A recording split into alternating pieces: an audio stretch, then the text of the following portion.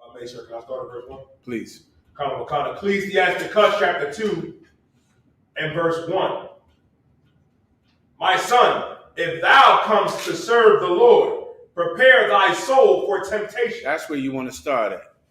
My son, if thou comest to serve the Lord, prepare your heart for temptation. Right?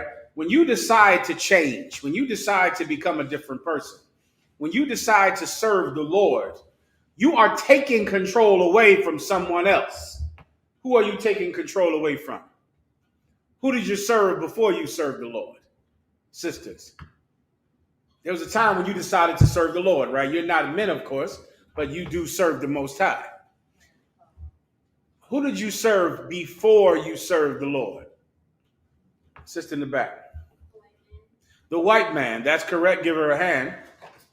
Now, but you would never serve the white man unless serving the white man was synonymous in your soul with serving someone else. So now I'll ask you for the truer question, the deeper question. Before you decided to serve the Lord, who were you serving? Same sister. Satan. No, you would never serve Satan unless serving Satan meant you actually were serving someone else. No one ever says, you know what, I want to serve the white man. I would really like to serve my oppressor. No one ever says, I just really want to serve Satan. That's a rare group of people, right? But there is someone that everyone loves to serve. And serving that person is serving Satan, and it is serving our oppressor.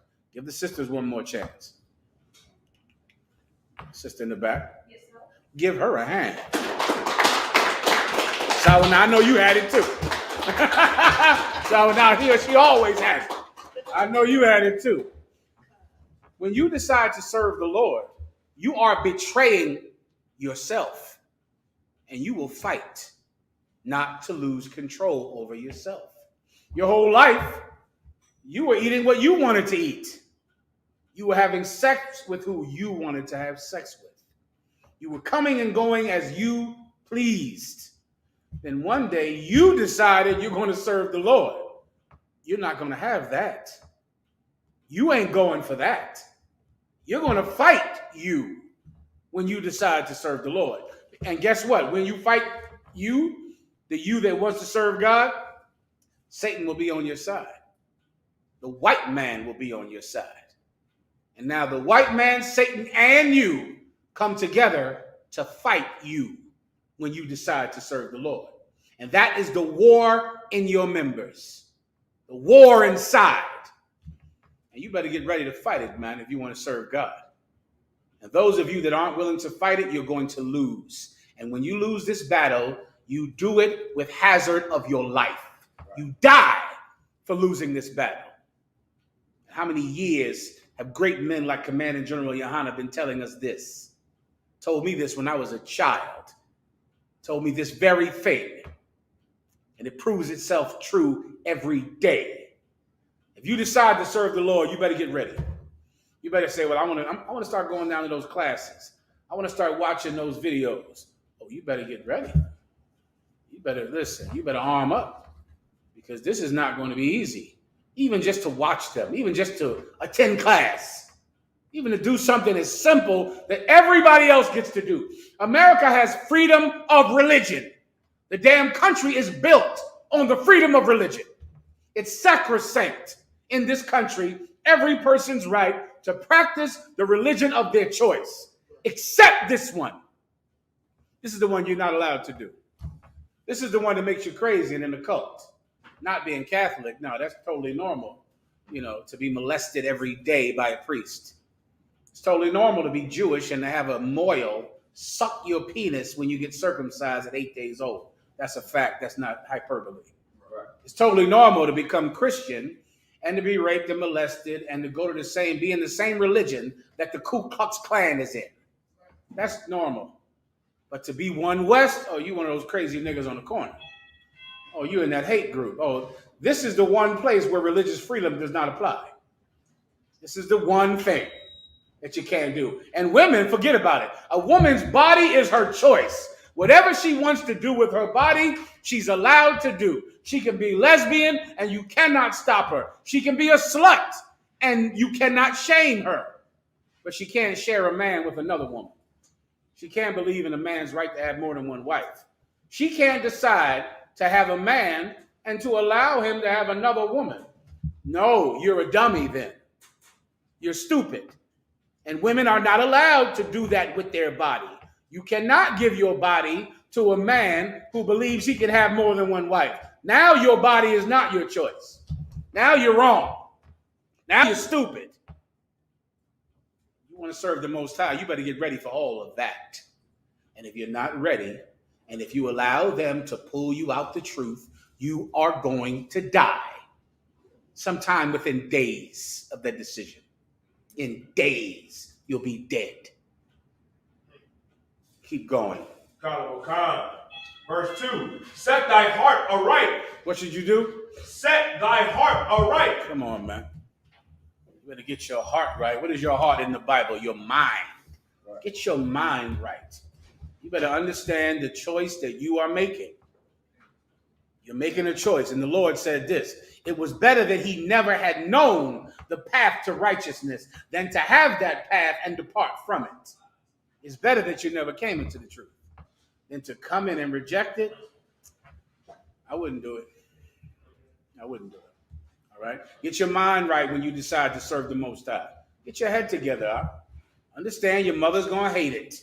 She's going to hate it because she's a piece of garbage. And if you followed her, you would be a piece of garbage like her.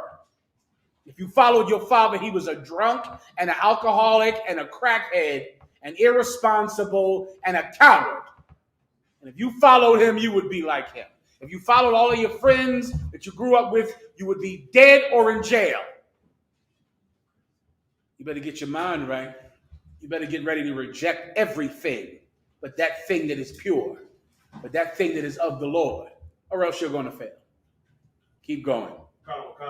And constantly endure. Do what? And constantly endure. And do what? And constantly endure. Everybody knows what constantly means, right? I don't have to break that down. Do it. Alexa, what does the word constantly mean? I have a few definitions for the adverb. 1. With steadfastness, with resolve, in loyalty, faithfully. 2. In a constant manner, occurring continuously, persistently. 3. Recurring regularly. 4. In an unchangeable or invariable manner, in every case. You know, I was just thinking about something small. Alexa, that's enough. She must be a woman. She began to talk too goddamn much as usual. You know. Alexa, stop. But she was absolutely right. All of that was one West. Every bit of that definition. That's what you're going to have to do. Read that precept again. Ecclesiastes chapter 2 and verse 2. Set thy heart aright and constantly endure. Constantly endure. Perpetually, forever, no matter what. Endure what? Endure the tribulation, the pain. What's the first word you use again in the precept? Set. No, number 1. My temptation, Salakia. Constantly endure temptation. That's what you'll have to go through, man. Temptation. Once you come into the truth, everything in hell is going to try to get you to leave. Everything. It'll seem like the air is trying to get you to leave. Everything you love, everything you like, everything that you hold dear. All of your little babies that you think are so precious that are going to grow up and be pieces of garbage. And before you know it, this child that you thought was so great is going to be the worst thing that ever happened to you. All of that is going to try to pull you out to school. Forget about your wife and your woman and your job. Everything. All of your friends, all of your buddies that you think are so important. The whole apparatus of death is going to seek you out because they don't want to lose one. And coming into the UPK, you escape death. You escape. And everything knows you escaped and they want you back. Some of you effing cowards will allow it to happen because you don't know what love is. And you don't love anything but yourself. Keep going. And make not haste in time of trouble. Now, you're readying yourself for temptation.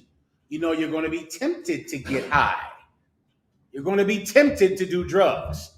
You're going to be tempted to fall back into promiscuous sex, into adultery, into sleeping with another man's woman, into sleeping with a man who is not your man. You're going to be tempted into these things. And now we're at the so-called holiday season, which is the most dangerous time of the year for the UPK. It always has been. Tons of people come into the truth around the Passover, and so many people leave the truth during the time of Christmas. It always happens throughout all my time. It's something that I just get used to. And by now, I just can turn off my heart the minute you leave the truth. It's like I never even knew you were here. But I can turn it on when you come in. I can absolutely turn it on to you when you're a trooper or when you're some struggling sister that needs my help. But please believe I can turn it off the minute you stop coming. It was like you were never even here. You better get your mind right. You better get ready for temptation. You better work at it. And you better do it consistently. Keep going. Verse 3. Cleave unto him and depart not away. Cleave unto him. Cleave unto who? Read that verse above it. Set thy heart aright and constantly endure and make not haste in time of trouble. I almost skipped over that part. What is time of trouble? Who knows what that is? Time of trouble. When, I lost my job.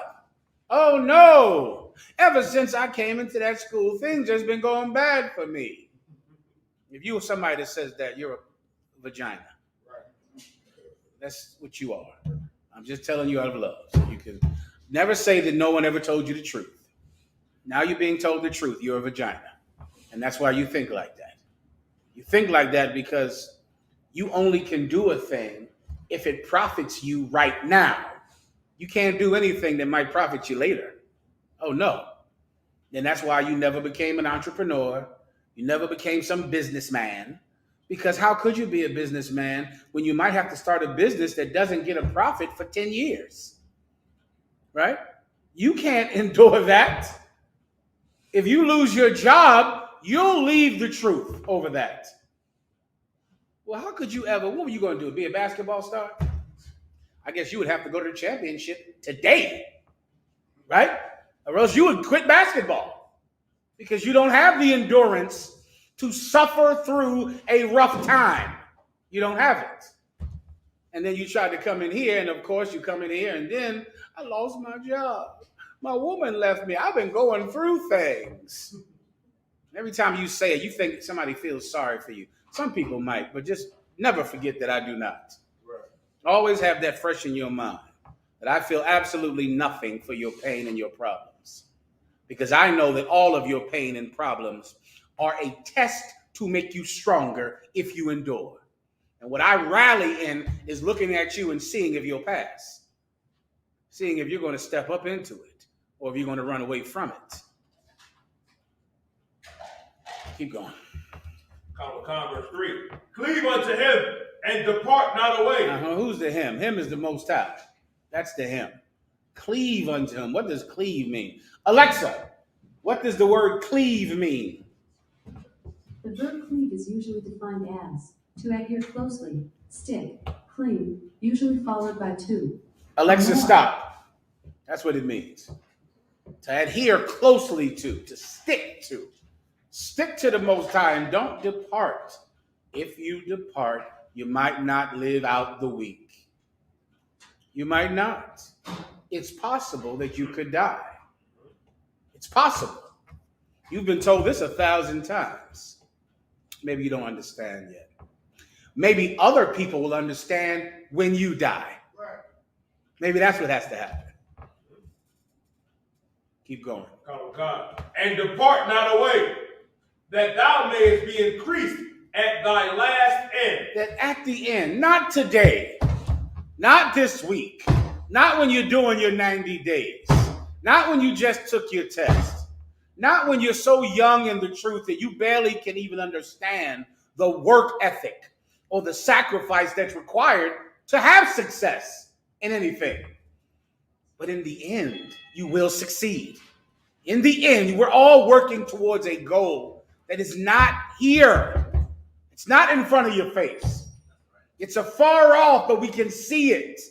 We can look and we can tell that it's out there.